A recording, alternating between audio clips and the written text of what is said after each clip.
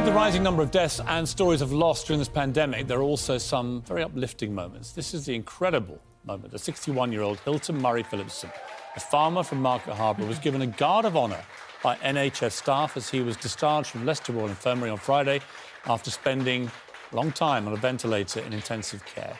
Well, I'm delighted to say that Hylton joins us now, live from his farm. Hylton, good morning to you. Good morning. What an extraordinary video that was. It touched all of our hearts. Amid all the misery and the grimness and the grief that people are suffering, to see you emerge, blinking back into the sunlight and being given an ovation by the very people who'd saved your life was an incredibly uplifting moment. What did it feel like for you as you came through that throng? Well, it felt absolutely astonishing. I'd had a very emotional ride. I mean, I'd been in hospital for 12 days, a huge dip to begin with, obviously, 5 days in intensive care, but then gradually coming out. And I guess I was leading up to that moment of leaving hospital. And every little thing had become increasingly wonderful and exciting. You know, my first piece of toast and marmalade, for example, is a very, very happy memory. And then when the doctors asked, would I mind if they took a little video of me as I left, I, of course, said, of course, you know, no problem at all. But when it actually happened, you know, I was taken by surprise. And it was, you know, so joyful for me, of course, as well as everybody else who was lining the corridor. Tell us, Hylton, about your story and your family's story, because you were hit by multiple blows. Your mother and your sister, I believe, also had to be hospitalised, and very sadly your father died, I think, just before you went in. Tell us about the sequence of events that happened with your family. Yes, I'm afraid it was all pretty horrific and, you know, a perfect storm. My father, aged 92, after a great innings, died on the 20th of March. I was carted off to hospital on the 21st, and my mother and sister a couple of days later, both with Covid-19. And, you know, so it's been a very traumatic time for all of us. And, you know, who would have imagined that when my father died, not one single member of our family would have been, you know, at the graveside when he was buried. But that's the way that it was. And actually, I'm thrilled that my father was spared the anxiety and trauma of actually seeing his family one by one around him, you know, being carted off. So it was his time to go, and his timing was perfect. We were discussing this morning, it's one of the cruelties of this disease that you cannot have family around you when you're in hospital. And, of course, as you say, you know, if you're in the tragic position where you lose a member of your family, you can't then attend their funeral. Were you able to be part of the funeral in any way, Hylton?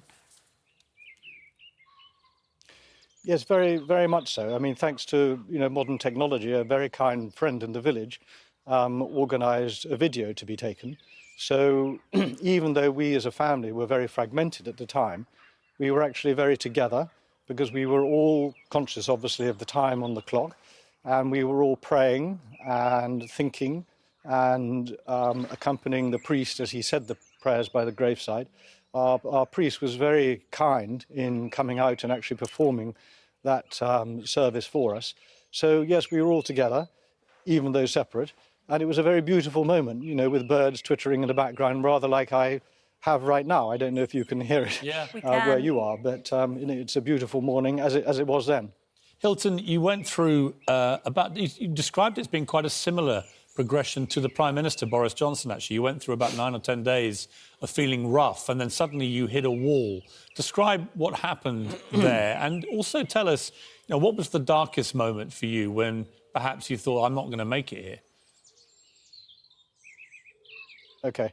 Yes, it is strangely similar. I had a very high temperature, I mean 40 degrees, 104 in old money, for the better part of 10 days. And I did actually call the ambulance once, and they took all their readings and said, actually, I think you're best off where you are. So, you know, stay at home, but do please call if it gets any worse. And then on the following day, the 10th day, I actually sort of collapsed and vomited on top of everything else. And so clearly I couldn't go on without help. So I called the ambulance again. And this time, when they put their monitoring devices on my fingers to look at the levels of oxygen in the blood in particular, they had clearly fallen to unacceptable levels, and there was no doubt at all that I was going to go with them into the hospital. The worst moments of the whole experience, I guess, were around about day 4, day 5 of being in intensive care, because the sheer physical struggle of fighting for life is utterly exhausting. And if you're fighting for every breath, which is something that you've taken for granted every minute of every day of your life for 60 years, and then suddenly you can't do it, it very quickly becomes very frightening. You suddenly realize it's like being in a swimming pool and you've misjudged it. You can't get that air, and you grip the side of the bed, or you grip the hand of the kind nurse who's with you, and it becomes very distressing very quickly.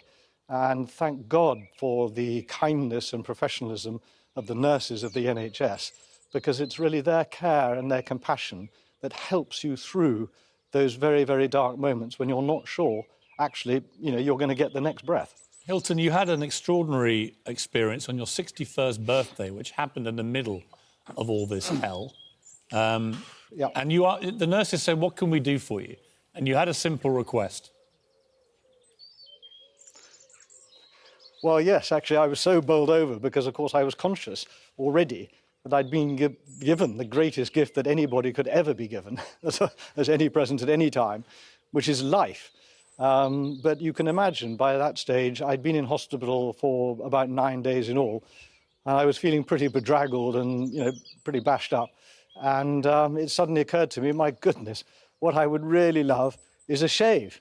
So I said that, and the kind nurse said, "All right, me doc, I'll give you a shave." So, then and there, I was then, hugely exciting moment. I was then actually sitting in a chair beside the bed, which is one of these great steps on the road to recovery. And, she gave me a shave, and it was fantastic. And then the next thing that happened later that afternoon, the nurses came around my bed and produced a piece of birthday cake with a candle on it. Aww. And they sang happy birthday. And I've been in the press, quoted, I wept like a baby because it was too much emotion, too much gratitude, too much joy to be alive. They were tears of joy and gratitude, nothing sad about it at all. Fantastic. The moment you got home, Hylton, what was the first thing you did? Yeah. Gosh, do you know what? What was bizarre is after 12 days in hospital and surrounded by, this care and compassion, and we talk about the NHS as an institution. I can name names, I can put, names to faces, these wonderful people.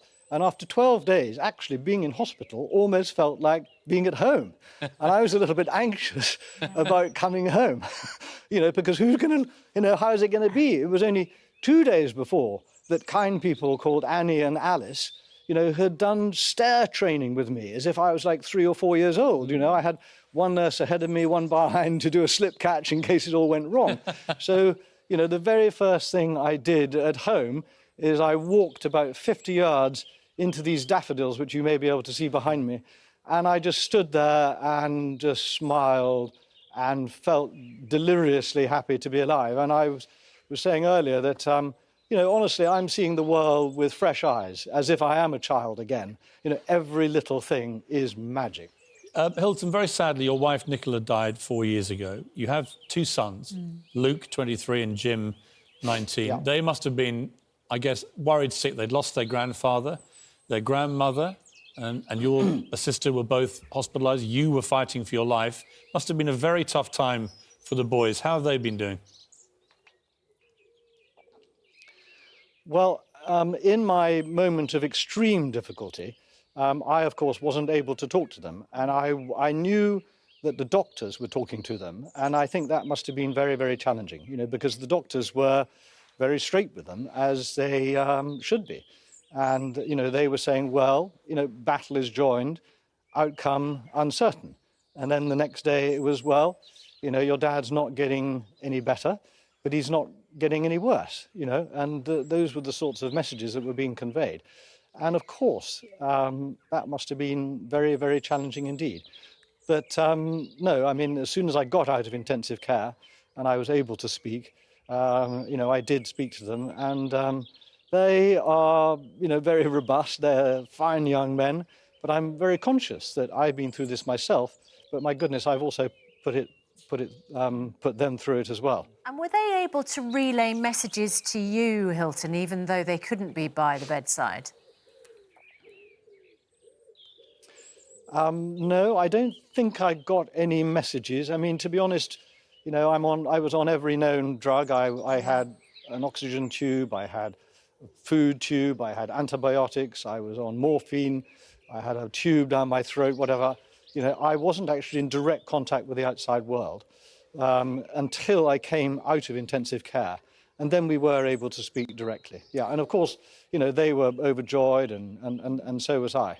But it's the nurses, isn't it, and the doctors and the healthcare workers who are basically your family's representatives at your bedside. And it sounds like from your experience, they sort of become your mini family. It doesn't surprise me at all that they then give you a round of applause as you leave. You have such a close bond with those people who are saving your life.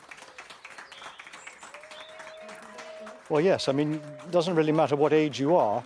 You do go back to a state of childhood and complete and utter dependence on the kindness of others for every little thing in your 24 hours. So, you know, how can one not bond with somebody who is, you know, washing your back in the middle of the day, who's bringing you your paracetamol, who is, you know, who has just been stroking your brow and whispering in your ear, it's going to be okay. You know, you're going to be okay. Hylton, you can make it, you know. You, I mean, you know... I was going to say, you studied history at university, and I think I read somewhere that you said that you couldn't think of any invention in history to rival the National Health Service, from your experience. Well, that's absolutely right. I mean, if you look back to all the glorious moments of our story, I genuinely do think that the NHS is our crowning achievement. I mean, how can one have an institution at such scale, but full of so many people who are imbued with care, love, compassion for others?